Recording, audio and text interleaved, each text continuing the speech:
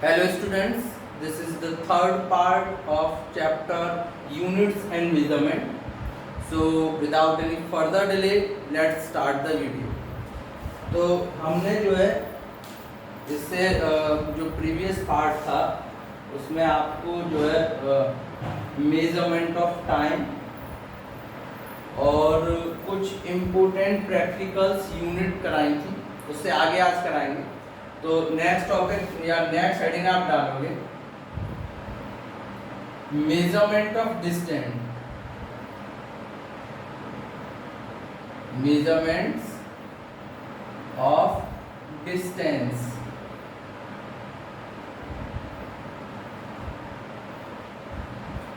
तो sorry, measurement of distance आपके दो तरह से मेजरमेंट किए जाते हैं। एक आपका आता है डायरेक्ट मेथड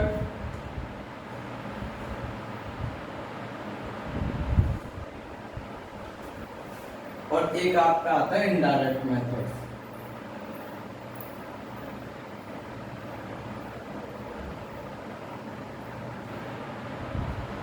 समझना जरा।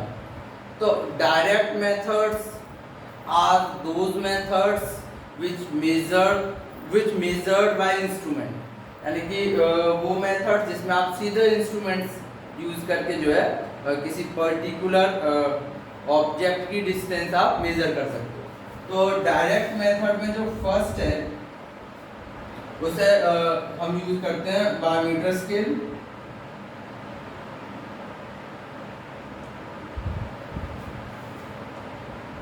which is used for measuring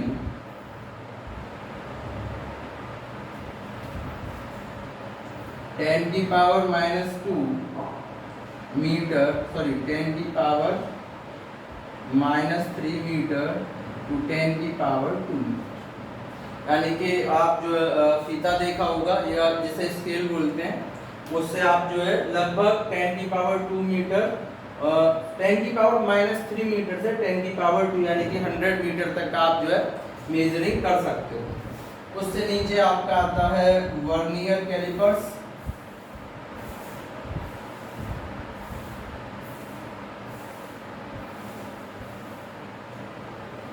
vernier callipers आप 11th में हो, शायद आपके प्रैक्टिकल्स हों।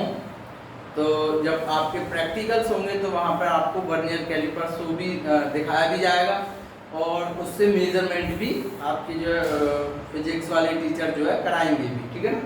तो vernier callipers used for measuring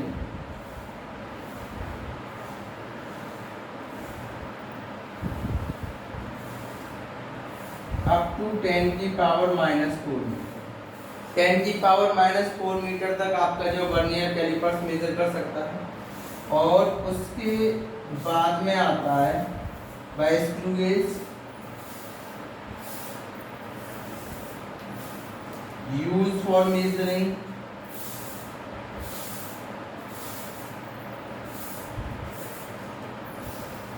up to 10 की पावर -5 मीटर।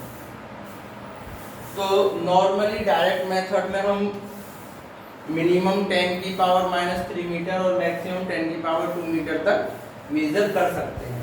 ये वर्नियर कैलिपर्स और स्क्रू गेज जो है वो आपके जो है फिजिक्स लैब में मिलेंगे और वो आपको शायद आप 11th में उन्हें यूज भी करें, ठीक है ना, क्योंकि 12th में भी इनका यूज है और 11th में भी इनका यूज है, इसीलिए। उसके अलावा जो इनडायरेक्ट मेथड आता है, इसे नोट कर लें पहले, उसके बाद नेक्स्ट देखते हैं।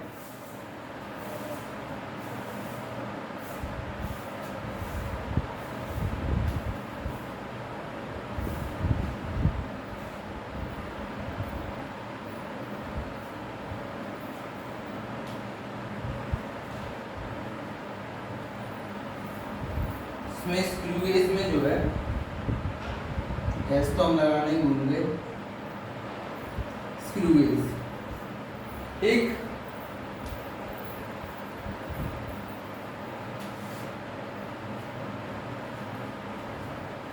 उसके बाद में हमारा जो इनडायरेक्ट मेथड आता है उसमें देखें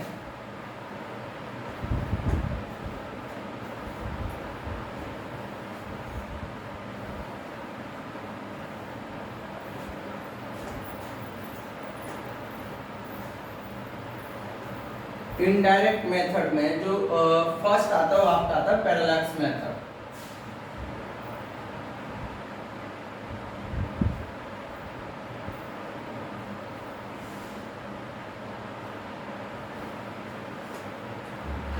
पैरेलैक्स मेथड में जो है ये आपका यूज होता है, यूज्ड फॉर मेजरिंग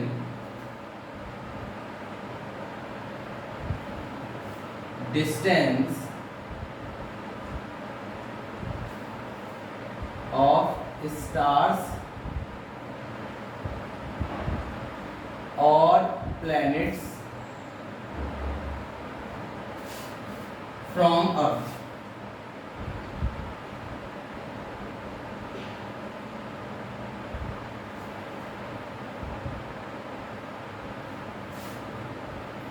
तो ये जो मेथड यूज होता है वो आपका जो है अर्थ से किसी पर्टिकुलर स्टार या प्लेनेट की दूरी को निकालने के लिए इस मेथड को हम यूज करते हैं, ठीक है ना। तो पहले समझना कि मान लीजिए कि ये हमारी अर्थ है जो कि अपनी इस तरह की ऑर्बिट में जो है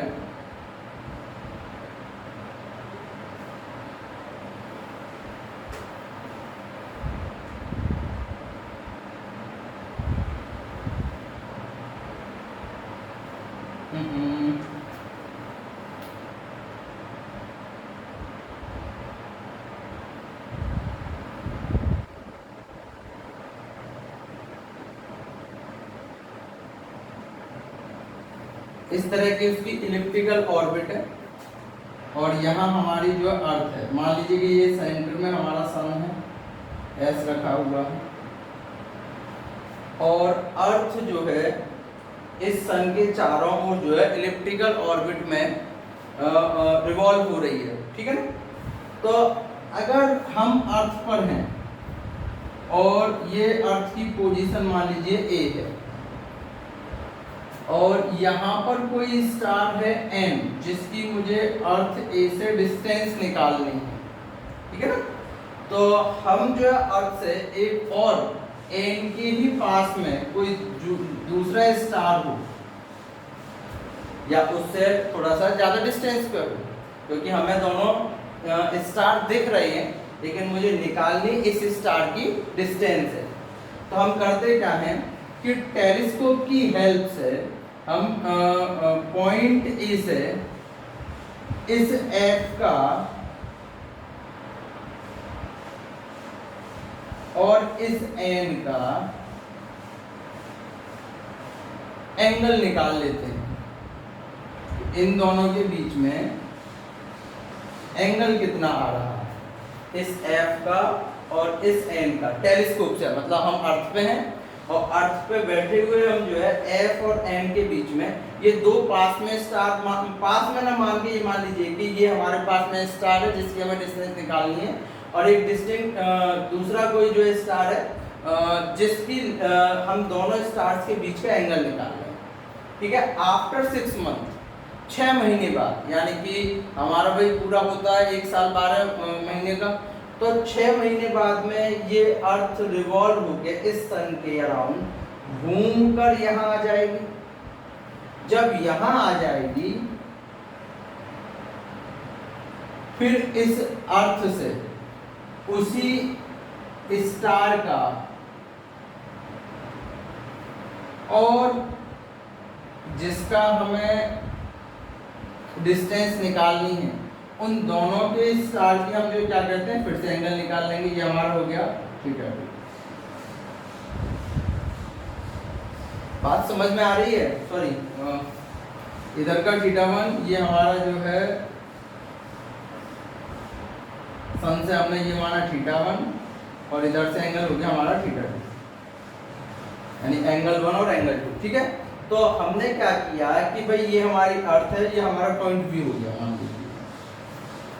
तो अर्थ सन के चारों ओर रिवॉल्यूशन कर रही है, हमने किसी पर्टिकुलर स्टार की जो है डिस्टेंस निकालनी है with the help of parallax method. तो हमने क्या किया कि उस स्टार के पास में कोई एक और स्टार होगा हमने उस स्टार की और उससे दूसरे वाले स्टार के बीच का जो है टेलीस्कोप से एंगल निकाल दिया कि भाई टेलीस्कोप से ये वाला स्टार कितनी दूर दिख रहा है और ये वाला स्टार कितनी दूर दिख रहा है, उसका हमने एंगल निकाल दिया। ठीक है, उसके अलावा फिर हमने जब अर्थ की जो पोजीशन थी वो 6 मंथ आफ्टर 6 मंथ यहाँ पर हो गई, यानी कि जो उसकी पोजीशन थी उसकी अपोजिट हो गई, क्योंकि 6 मंथ मतलब साल का जो है रिवॉल्यूशन का हमने आधा टाइम पीरियड कंप्लीट कर लिया है।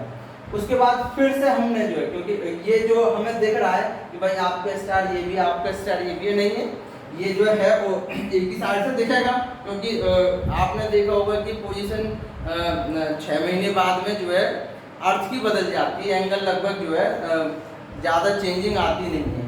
तो हमने एज्यूम कर रखा है कि ये स्टार भी यहाँ पर ही है, तो हमने इस स्टार की और जिस स्टार की हमें डिस्टेंस निकालनी थी उसका फिर से एंगल लिया θ2, और इन दोनों एंगल्स का जो भाई इधर से एंगल θ1 यानी कि ये भी θ1 हो जाएगा, इधर से एंगल θ2 ये भी हमारा एंगल θ2 हो जाएगा, तो ये पूरा एंगल हमारा θ1 प्लस θ2 हो जाएगा। ठीक है, उसके बाद में जब इतना हो जाए तो हम यहाँ लिखेंगे वी नो दैट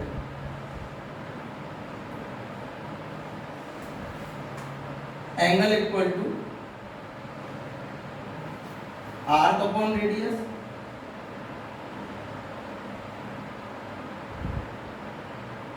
ये आपका ट्रिग्नोमेट्री का क्लास 11th का 3rd चैप्टर है ना, 3.1 में आपने ये पढ़ रखा होगा। तो एंगल हमारे पास में आ जाएगा कितना, θ1 plus θ2।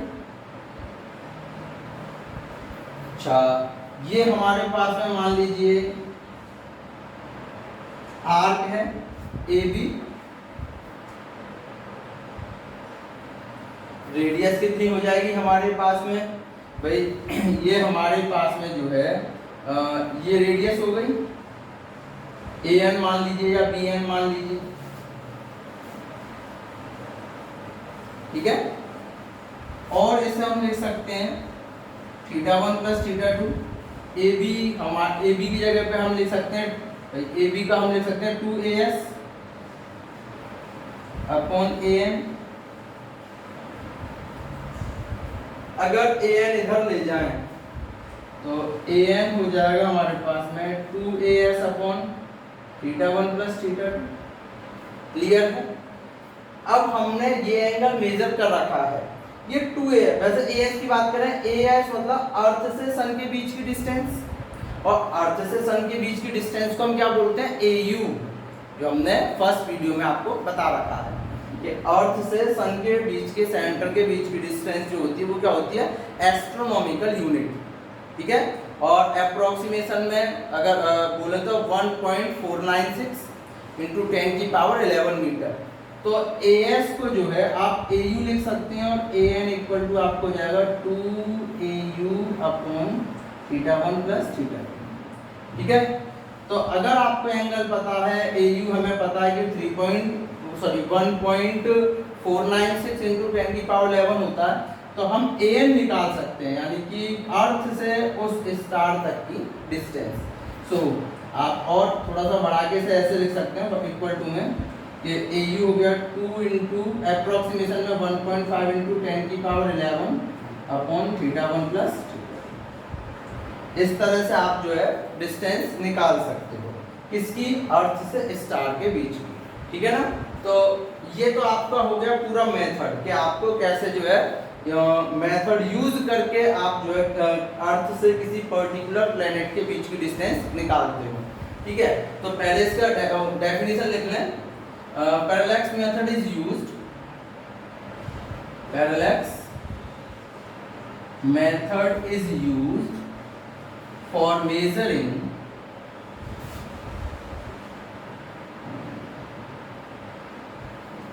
the distance between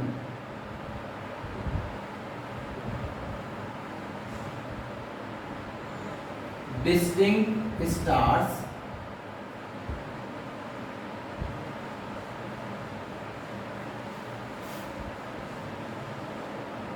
from Earth. It is noted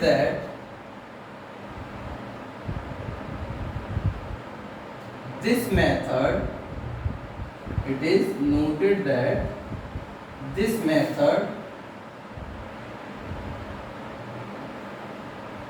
is used for measuring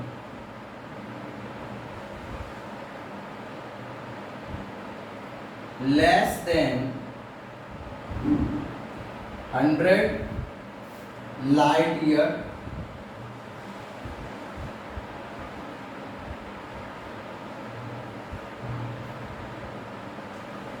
distinct object.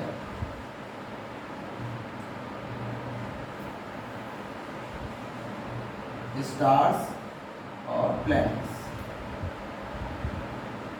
ठीक है, तो पैरेलैक्स मेथड यूज होता है डिस्टेंस निकालने का, किसके बीच का, डिस्टिंक्ट स्टार अर्थ से, यानी अर्थ से उस पर्टिकुलर स्टार के बीच की डिस्टेंस निकालने के लिए।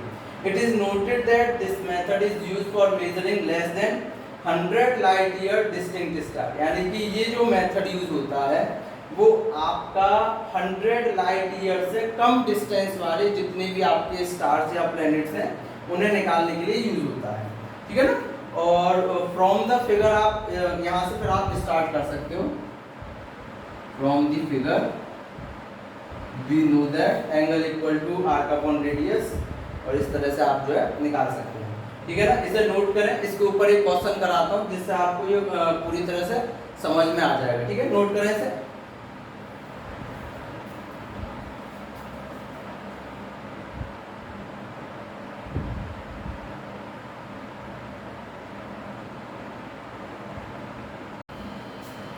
तो ये पैरेलैक्स मेथड पे क्वेश्चन दे रखा है, जरा देखें। A parallax of a heavenly body measured from 2 points diametrically opposite on equator of the earth is 2.0 minute.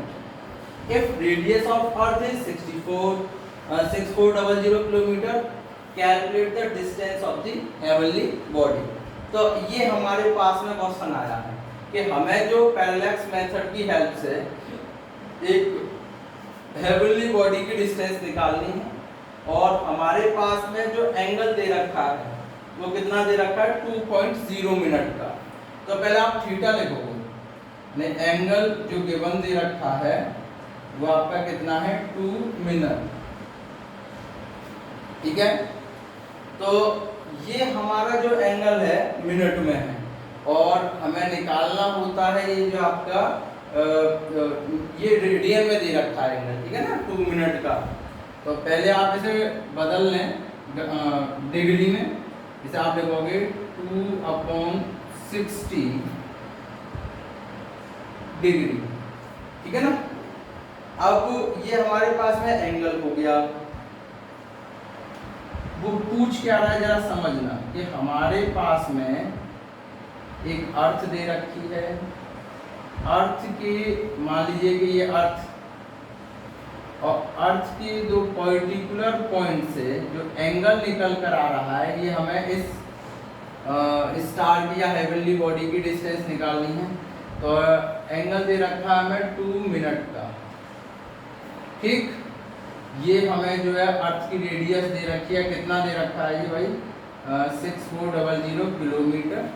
ये होगी हमारी लेंथ ऑफ आर्क, और ये क्या हो जाएगी, आर। ठीक है, तो लेंथ ऑफ आर्क जो हम एल बोल रहे हैं वो आपका 6400 इंटू 10 की पावर 3 मीटर, या 6.4 इंटू 10 की पावर 6 मीटर। तो जो आपको अर्थ की रेडियस दे रखी है वो आप लिखोगे रेडियस ऑफ अर्थ, जैसे हम ये लेंथ ऑफ आर्क हो गई हमारी, कितना दे रखा है, 6.4 इंटू 10 की पावर 6 मीटर। अब यहाँ पे हमारे पास में जो एंगल दे रखा है वो है डिग्री में, और जो एंगल हम angle equal to arc upon radius में लगाते हैं वो होता है रेडियन में। तो आइए आपका 11th की मैथ का कंसेप्ट है थोड़ा सा, कि अगर आपका दे रखा है एंगल डिग्री में और वो बदलना है रेडियन में, तो आप थीटा इंटू पाई अपॉन 180 कर दोगे तो ये कन्वर्ट हो जाएगा रेडियन में। तो डिग्री में हमारा कितना है, 100 डिग्री में हमें दे रखा है 2/60 डिग्री, या चलो ये ऐसे लिखते हैं 2/60 डिग्री, जिसे हमें कन्वर्ट करना है रेडियन में, तो आप लिखोगे 2/60 इंटू पाई/180, ये आपका हो गया रेडियन। क्लियर। अब आपके पास में एंगल आ गया, आपके पास में लेंथ ऑफ आर्क आ गई, उसके बाद सीधे आप फॉर्मूला लगाओगे angle equal to arc upon radius. Angle कितना हमारे पास में, एंगल है हमारे पास में 2/60 इंटू पाई/180। आर्क हमारे पास में 6.4 इंटू 10⁶, ठीक है। रेडियस हमें या उस प्लेनेट की, सॉरी उस हेवनली बॉडी की डिस्टेंस निकालनी है। आर आप इधर ले जाओगे और इन सबको उधर पहुंचाओगे, ये हो जाएगा 6.4 इंटू 60 इंटू 180 इंटू 10⁶, अपॉन में 2 इंटू पाई, ठीक है। तो 2 से आप इसे काट दें, ये हो जाएगा हमारा 2 से कट के 30 बार गया, ठीक है। 22/7 करेंगे पाई की जगह पे, तो ये हो जाएगा 6.4 इंटू 30 इंटू 180 इंटू 10⁶, पाई की जगह पे 22 और अपॉन में 7 यहाँ आ गया, ठीक। इधर कैलकुलेशन कर दे रहा हूँ मैं ताकि आपको समझ में आ जाए। डायग्राम का वैसे इतना है नहीं, रिक्वायरमेंट इसे मैं मिटा रहा हूँ। तो हमारी रेडियस आर इक्वल टू ये हो गई 7 into 6.4 into 30 into 180 into 10⁶ upon 22, ठीक। तो इसे आप जो है काटोगे 2 से, इसे काट दो आप 90 से, ठीक है। ऊपर वाले नंबर्स का इंटू कर दे और 11 का दे दें आप डिवाइड। तो ऊपर वाले नंबर्स का इंटू करेंगे तो देखो ये हो जाएगा 2700 भाई 9 3 जा 27, और 27 इंटू 7 करेंगे तो वो आपका कितना हो जाएगा 27 इंटू 7, यानी कि ये हो जाएगा 7 7 जा 49, 9 7 2 जा 14, 14 और 4 189 हो गए। 189 इंटू 6.4 तो आप कर लीजिए, 2 जीरो बढ़ जाएंगे यहाँ पे क्योंकि हम उसका कर जाएंगे बाद में, तो इसे पहले इंटू कर लीजिए, ठीक है। तो ये आपको हो जाएगा आपका 36, हो जाएगा 32 और 9 32 और 3 35, 4 1 जा 4 और 3 7, 8 6 9 जा 54, 6 8 जा 48, 48 और 5, 48 और 5 हो जाएंगे आपकी 63 के 3, 6 1 जा 6 और 6 12,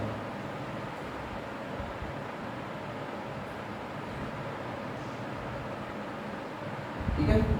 इतना ये हमारे पास में निकल के आएगा ऊपर का इंटू, तो ऐसे लिखोगे आप 13096 00 और थी उन्हें, और एक के बाद पॉइंट इंटू 10⁶ अपॉन 11। इसका अब आप डिवाइड दे दोगे, इसे हटाएं यहाँ से, 11 का डिवाइड देंगे तो ये हो जाएगा 13096 11 1 11, 11 1 11, 9 9 11 9 99, ये भी खत्म,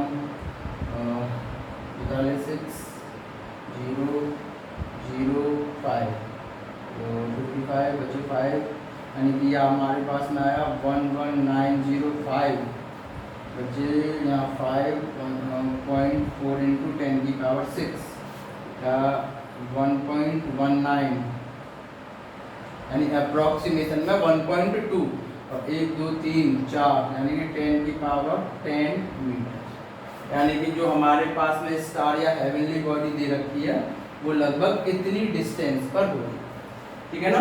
इसी तरह के अपने जो है एनसीईआरटी में न्यूमेरिकल्स दे रखे हैं उन्हें करके देखें, और आगे के जो टॉपिक है वो नेक्स्ट वीडियो में डिस्कस करेंगे। तो तब तक के लिए गुड डे।